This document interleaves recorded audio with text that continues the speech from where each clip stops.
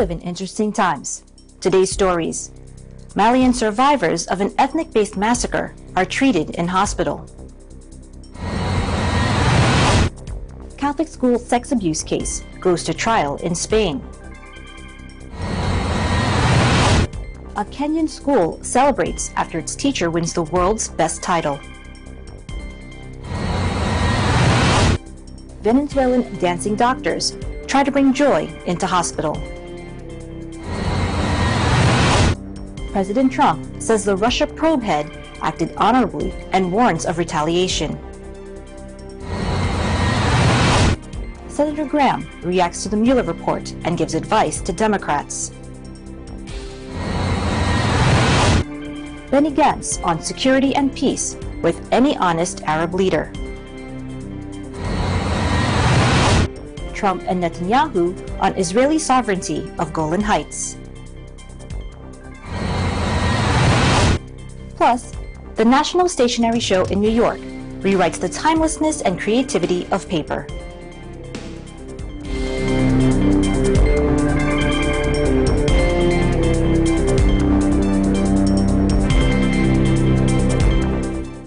Hello everyone, I am Jennifer Polantan, bringing you stories from around the globe, and this is Eagle News, Washington, D.C.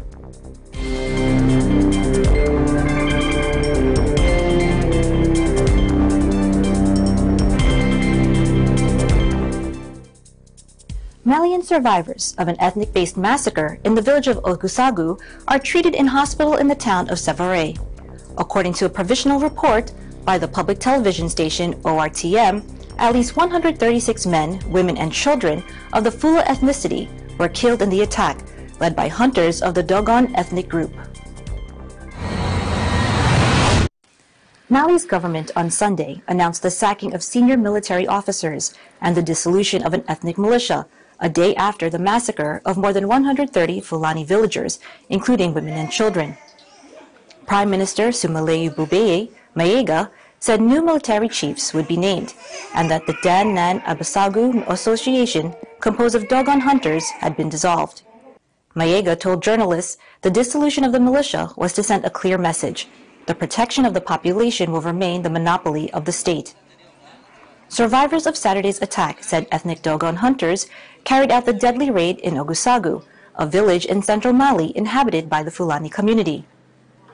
While local attacks are fueled by accusations of Fulani herders grazing cattle on Dogon land and disputes over access to land and water, the area is also troubled by jihadist influence. Mayiga did not name the senior officers sacked, but Defense Ministry sources told AFP they were the Armed Forces Chief of General Staff Mambeba Musa Keita and chiefs of the Army and their Air Force. The Prime Minister's announcement came hours after an emergency meeting called by President Ibrahim Boubacar Keita in response to Saturday's massacre. Public television, ORTM, said late Sunday at least 136 men, women, and children were killed in the attack, according to provisional toll. The television showed images of burned huts and livestock and shell casings in the village. A government delegation led by Justice Minister Tiana Coulibaly went to the site of the massacre on Sunday.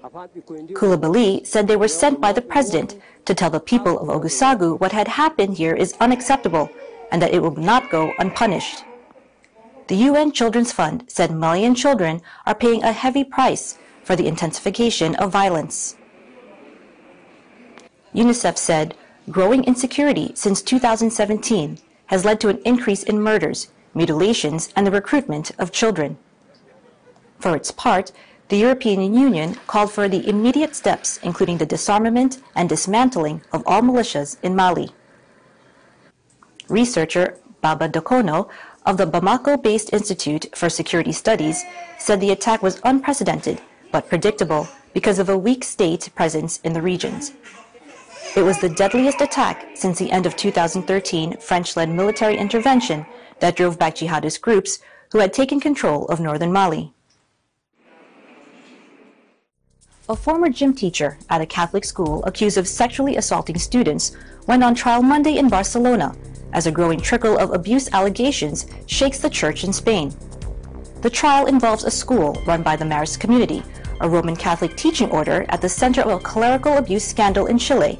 It comes at a time of sustained criticism of the Vatican's response to a decades-long sexual abuse crisis.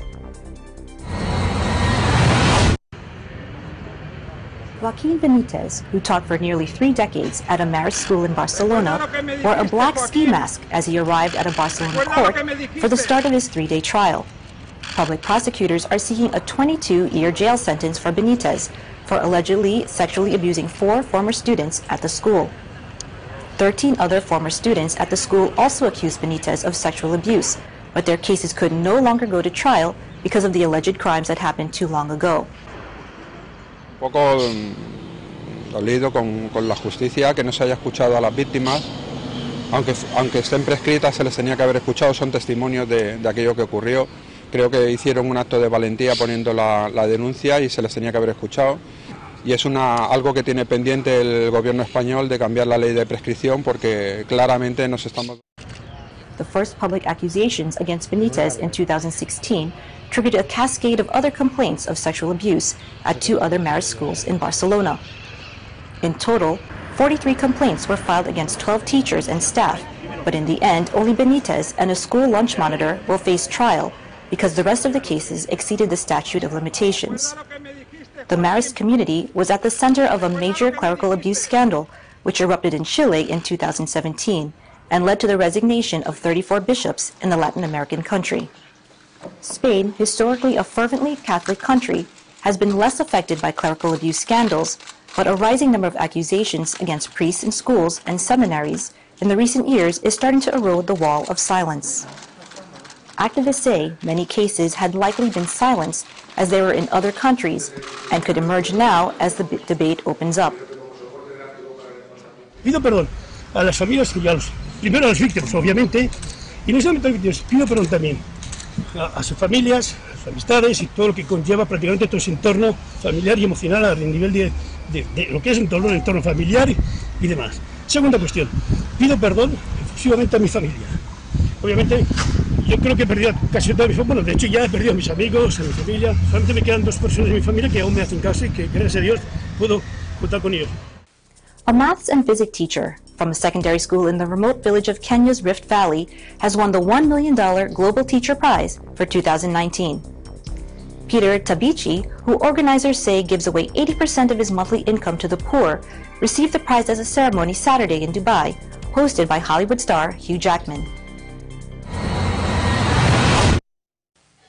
Tabichi said, quote, "Every day in Africa, we turn a new page and a new chapter. This prize does not recognize me, but recognizes this great continent of young people. I am only here because of what my students have achieved." Unquote. After beating 9 finalists from around the world to claim the award, he said, "This prize gives them a chance. It tells the world they can do anything." The Dubai-based Varki Foundation, which organizes the event and handed out the prize for the 5th time, praised Tabichi's dedication, hard work, and passionate belief in his students' talent. It said in a statement, all this combined has led his poorly resourced school in remote rural Kenya to emerge victorious after taking on the country's best schools in national science competitions. 36-year-old Tabichi teaches at the Kekero Mixed Day School secondary school in Pwani village, in a remote, semi-arid part of Kenya's Rift Valley where drought and famine are frequent. The statement said around 95% of the school's pupils hail from poor families, almost a third of are orphans or have only one parent, and many go without food at home. Drug abuse, teenage pregnancies, dropping out early from school, young marriages, and suicide are common.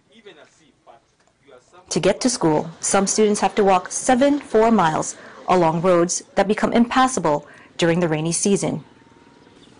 The foundation said the school, with a student-teacher ratio of 58:1, has only 1 desktop computer for pupils and poor internet, but despite that, Tabichi uses ICT in 80% of his lessons to engage students. Kenyan President Uhuru Kenyatta congratulated Tabichi in a video message saying, quote, "Your story is the story of Africa, a young continent bursting with talent," unquote. The winning will bring benefits to Querico and also the community and the society at large. I didn't expect that he could win, but I had hopes because he's a very good teacher to us. He's a teacher who has been helping us. He's a teacher who has been helping us in the science and engineering fair. So he's a good teacher, and he deserved that. Having presented the schools now for the second time, that time at the national level for the Kenya Science Engineering Fair, using the meager resources that we have, is clear testimony that any teacher anywhere within Africa, within the world, can work and achieve greatness, even without a lot of resources.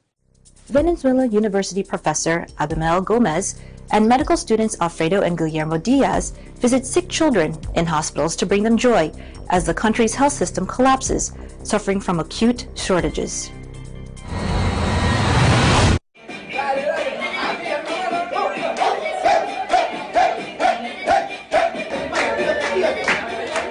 Cada una semana, cada 2 semanas, dependiendo de qué tan ocupados estemos, pero lo que nos gusta es que podemos llevar buena vibra, ya que es lo único que tenemos, a todos esos pacientes que necesitan de esa energía positiva para que, bueno, pasen un día diferente y un día de alegría con nosotros. ¡Arriba la mano, ¡Eso! Y por lo menos un momentico ella se sintió alegre con ellos, igual que le trajeron esos peluches. Se puede bailar, ¿viste? Coming up, President Trump says the Russia probe head acted honorably and warns of retaliation. Senator Graham reacts to the Mueller report and gives advice to Democrats. Benny Gantz on security and peace with any honest Arab leader. Trump, Netanyahu on Israeli sovereignty of Golan Heights. Eagle News, Washington, D.C. will be right back.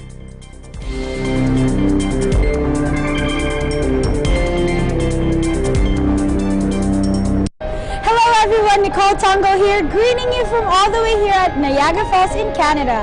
Make sure to watch Digital Nest every Tuesdays and Thursdays at 7:30 p.m. only on Net 25. Again, I am Nicole Tongo, always one with 25.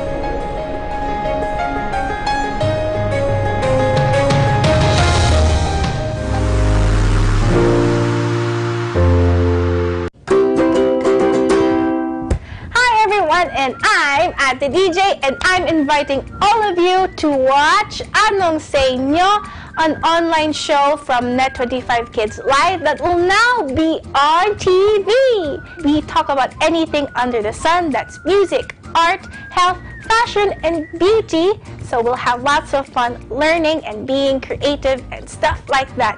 Also, I'm inviting everyone to watch Kid Cuento, another online show from Net25 Kids Live that will also be on TV. So we'll see you all there. Bye! Pep News, Linggo, alas 4 hanggang alas 5 ng hapon.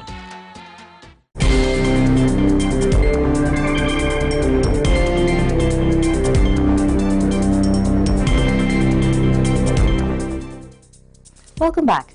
You are watching Eagle News, Washington, D.C.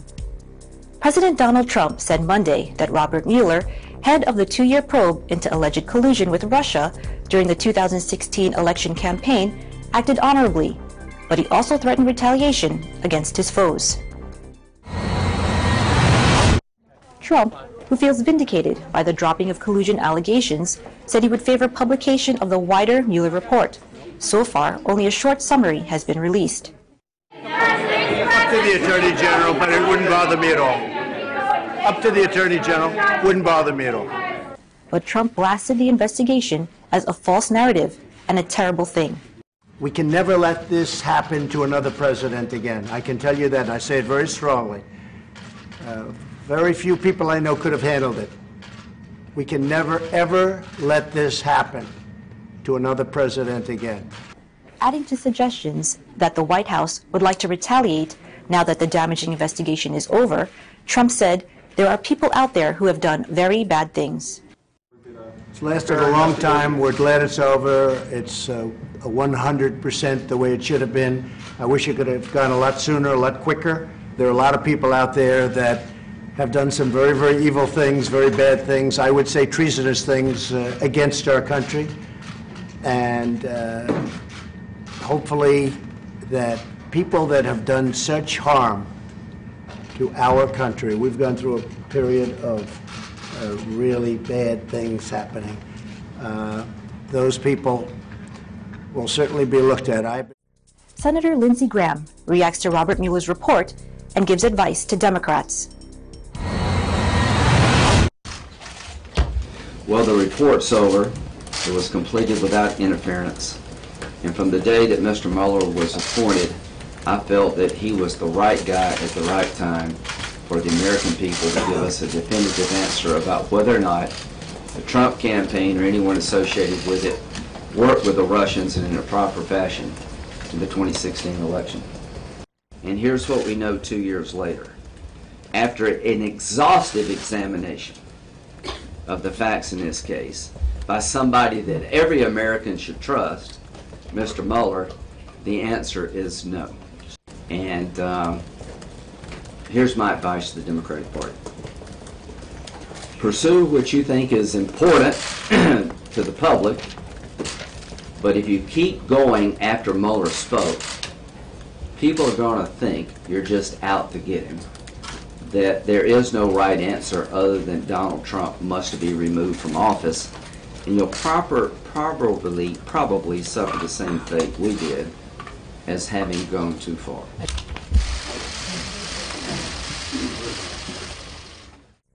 Benny Gantz, who is posing a stiff challenge to Israeli Prime Minister Benjamin Netanyahu in upcoming elections, said Monday he would not hesitate to use force on Iran to contain the regional rival. In a speech to the U.S. pro-Israel lobby, AIPAC, Gantz also spelled out further his views on peace prospects with the Palestinians, insisting that Israel's military will always have security in the West Bank. The centrist former military chief showed no daylight with Netanyahu on peace and security matters, but won standing ovations from the American Jewish audience by raising domestic issues, including promising more inclusiveness at the Western Wall in Jerusalem, Judaism's holiest site. Citing his mother's experience as a Holocaust survivor and his son's service in the military, Gantz said that strength and moral power come together. And that is why I say from this stage to the Iranian regime, never again we will not allow you to establish yourself in Syria. We will not allow you to develop nuclear weapons. Gantz said that Jerusalem, also claimed by the Palestinians, would always remain Israel's united and eternal capital, and said without ruling a Palestinian state in the West Bank, that the Jordan Valley will always be Israel's eastern security border. The responsibility for the security over the land of Israel will remain in the hands of the IDF and the IDF alone. To those who would like to turn a new page, we will extend our hand in peace, and we will strive for peace with any honest Arab leader. He said, however, that he was open to negotiations with the Arab world amid Netanyahu's efforts to make peace with Gulf Arabs that oppose Iran. He said, quote, "To those who would like to turn a new page, we will extend our hand in peace and will strive for peace with any honest Arab leader."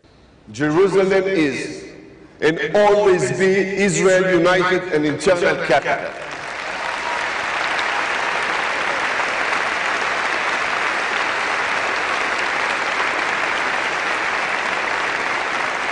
The Jordan Valley is and always remains Israel's eastern security border. U.S. President Donald Trump signs a proclamation recognizing Israeli sovereignty over the disputed Golan Heights, a border area seized from Syria in 1967.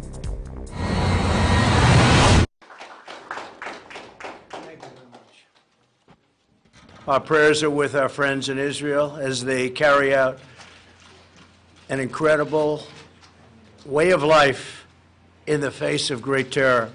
The United States recognizes Israel's absolute right to defend itself. In a moment, I will sign a presidential proclamation recognizing Israel's sovereign right over the Golan Heights. The State of Israel took control of the Golan Heights in 1967 to safeguard its security from external threats. Your decision to recognize Israel's sovereignty on the Golan Heights is so historic. Your recognition is a twofold act of historic justice. Israel won the Golan Heights in a just war of self-defense, and the Jewish people's roots in the Golan go back thousands of years. When we come back, the National Stationery Show in New York rewrites the timelessness and creativity of paper. Eagle News, Washington, D.C. will return shortly.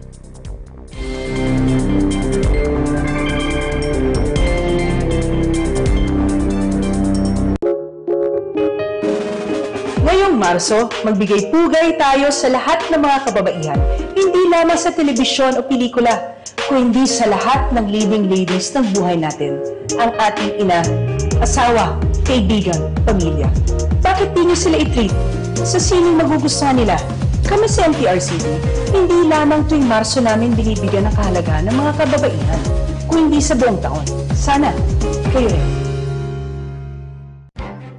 Events happen around us all the time, in our community, in our country, around the world. Events that affect people, move communities, or simply inspire us. Interesting events that people need to know. In these interesting times, we continue to be a competent partner in delivering news about these events. Fast, accurate, balanced. Eagle News, because we live in interesting times.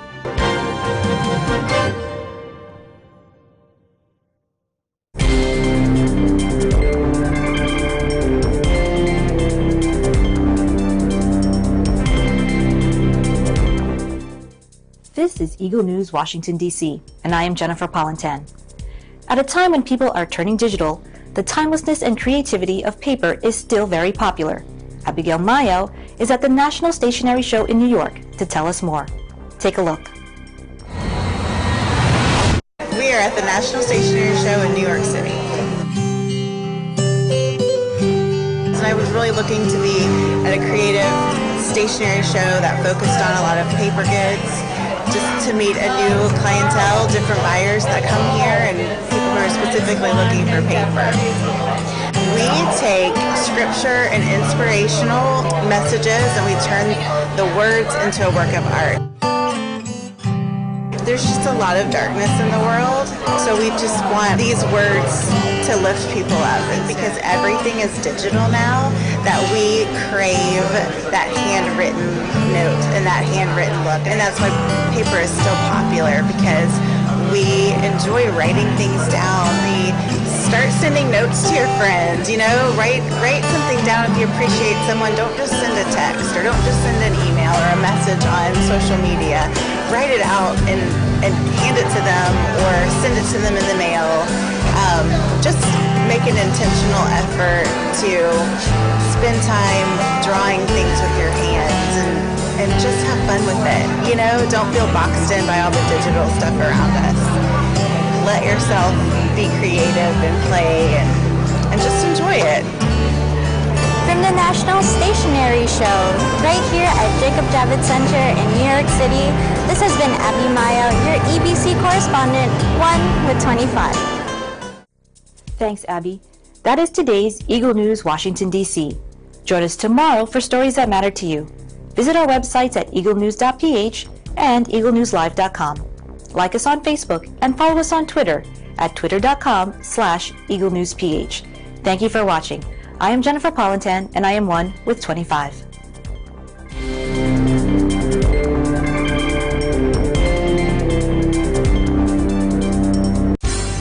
Abangan ngayong linggo sa Season Ender Part 2 ng Young Once Upon a Time.